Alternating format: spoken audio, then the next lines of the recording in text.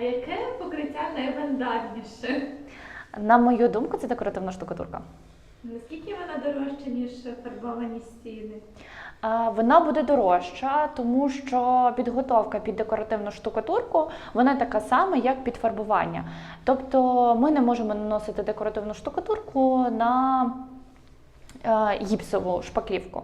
Потрібно зробити саме підкладку з акрилової шпаклівки, а вже потім наносити декоративну штукатурку.